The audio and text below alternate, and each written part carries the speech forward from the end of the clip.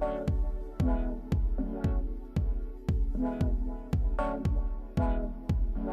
and welcome to the page that is about the seminar that I'm running in London.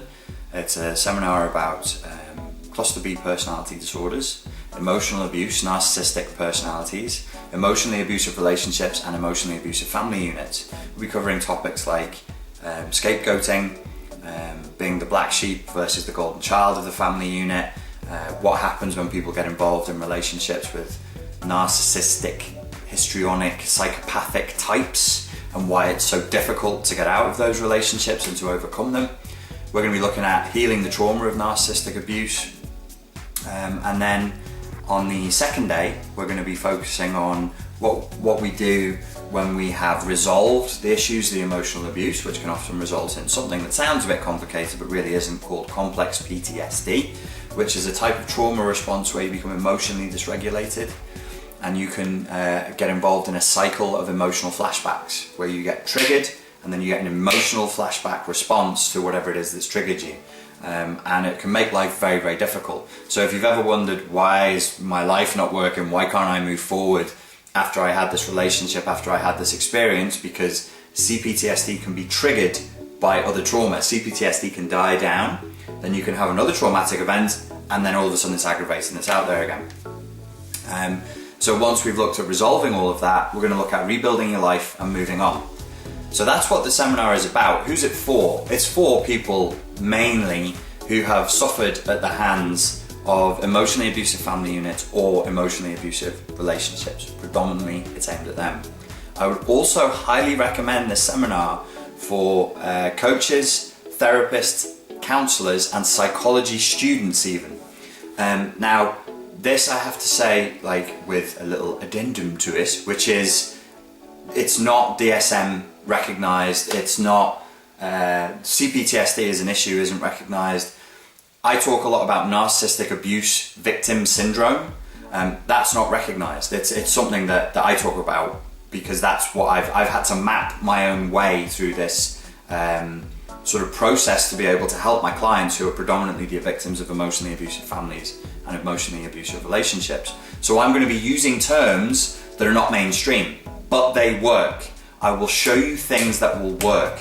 If you're a coach, counselor, or a therapist, or a psychology student, I can tell you there is a ton of people out there who are suffering great pain with this problem and they really need help and they need it now, and there is not the coverage. I'm constantly being asked, who's gonna help me? Like, recommend somebody. And I'm like, I can't do that, because if you don't know what you're doing with this, you can do more harm than good. You can actually re-traumatize the client. So I recommend it predominantly to people who would self-identify as being the victims of emotionally abusive relationships, who are struggling to get back on with their lives. And I would recommend it to coaches, therapists, counsellors and psychology students as well. I do think that ultimately the CPTSD issue is going to become recognised and is going to enter the mainstream, not because they want it to, because you can't really medicate for it. There's not much money in voting it into existence, just because of pressure. We will create enough pressure over the coming years that they will have to admit that yes, this is a thing that exists. So that's what it is. That's who should come. Why you should listen to me.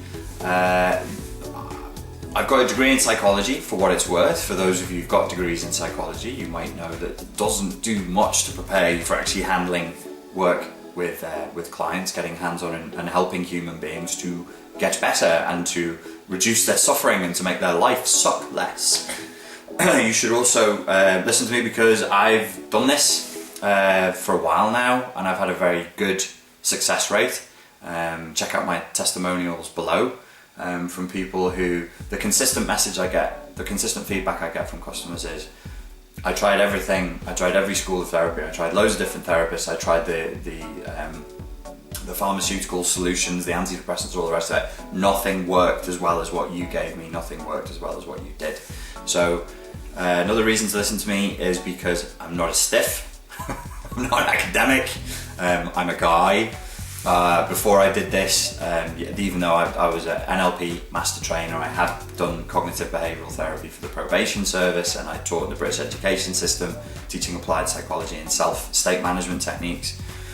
And I'd taught combative psychology in the self-defense community. So before this I was a self-defense instructor.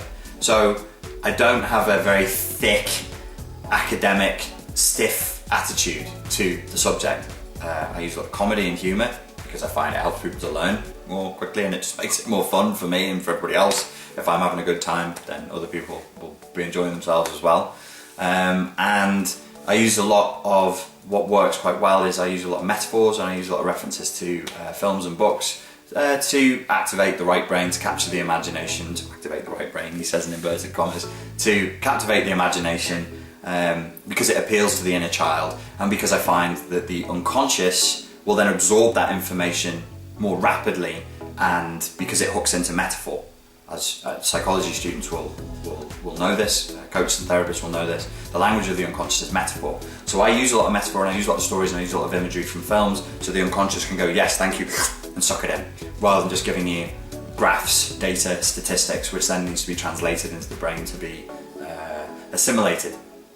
The work that I do with people is only very deep work. I am not interested in getting people together for a seminar and getting them all jazzed up and motivated and yay, that then just go and then just drops in the week following the seminar. I'm not interested in that at all. I'm interested in changing lives in a way that is permanent and pervasive and personal to them, and that sticks, that makes long lasting and deep change.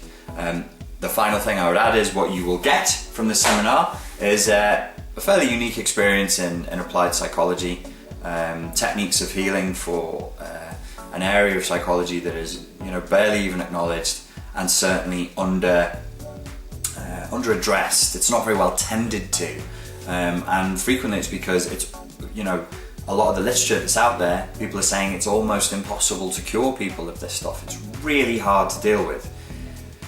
Which it is, I can't deny. It's a complicated subject, it is difficult to deal with, but it's certainly not impossible, and you can do a lot of good in people's lives by working with this stuff. As somebody coming to the seminar who's just self-identified as a victim of emotional abuse, what you will get from this are some techniques, some tools and some tactics that will stop the pain, reduce the emotional flashbacks to the point where they become manageable. It will give you clarity.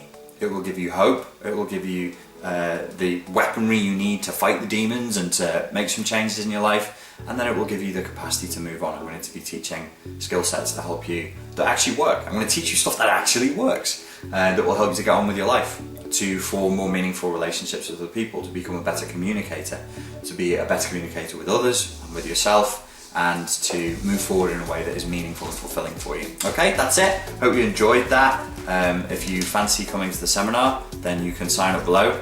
Here's Max, who wants to come over and say hi. Max, what's this? Look. Okay, she's gonna lick me. If you come, that'd be really cool. Look forward to meeting you. Oh, the other benefit of all this is it's going to be a small seminar. It's restricted to 60 people. What I hope is I can speak to everybody individually over the course of the weekend, and I can tailor the seminar to people's needs as specifically and individually as possible. Max isn't going to be there. Sorry, guy. Sorry, Mr. Max. You can't be there, guy. Okay, thank you for your time and your attention, and I look forward to seeing you at the seminar. Cheers.